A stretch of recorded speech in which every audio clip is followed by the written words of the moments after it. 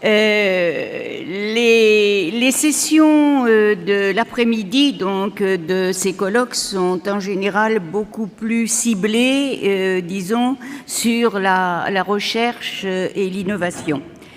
Et dans le domaine du sport et de la santé, donc deux sujets nous sont apparus particulièrement importants en cette année olympique et pré-olympique.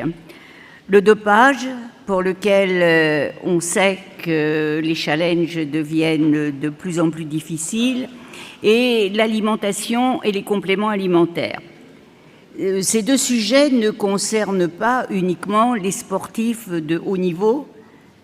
En fait, ils concernent tout le monde et particulièrement les jeunes. S'il est évident que le dopage est illégal, il est aussi important de montrer combien il est dangereux et combien il peut faire des ravages. Quant à la nutrition et aux compléments alimentaires, je crois qu'il suffit d'aller maintenant dans n'importe quelle grande pharmacie pour voir comment se sont étendues les étagères dédiées aux compléments alimentaires sur lesquels on n'arrive pas trop à s'y retrouver. Alors, théoriquement, c'est pour améliorer la santé. Est-ce que c'est toujours vrai? Je suppose que ça intéresse tout le monde. Dans les deux cas, nous avons fait appel à deux experts au niveau national pour traiter ces domaines, pour répondre à vos interrogations qui, j'en suis certaine, seront nombreuses. Alors, en ce qui concerne donc le dopage, je vais appeler Monsieur Michel Audran et puis je vais demander à Madame Irène Margaritis, donc je vais leur demander à tous les deux de monter sur ce podium. Monsieur Audran pour le dopage et Madame Margaritis pour l'alimentation et les compléments alimentaires.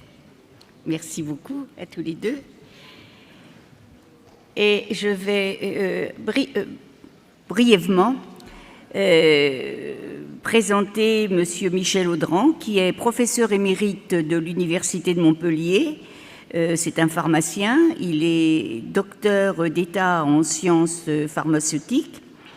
Il a été professeur à la faculté de pharmacie de Montpellier et il est particulièrement au courant au niveau du dopage parce qu'il a été directeur du département des analyses de l'Agence française de la lutte contre le dopage, et qui est aujourd'hui le laboratoire antidopage français.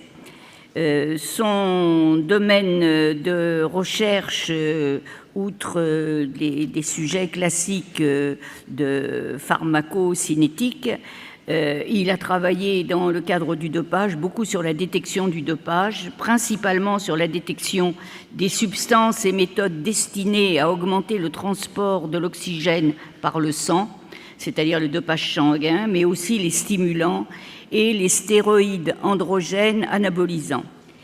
Il est membre du panel d'experts de l'Agence mondiale antidopage pour le module hématologique du passeport biologique de l'athlète. Et ça, il le fait depuis 2006 et il l'a été jusqu'en 2021. Donc c'est un spécialiste du dopage et je vais lui demander tout de suite de nous en parler.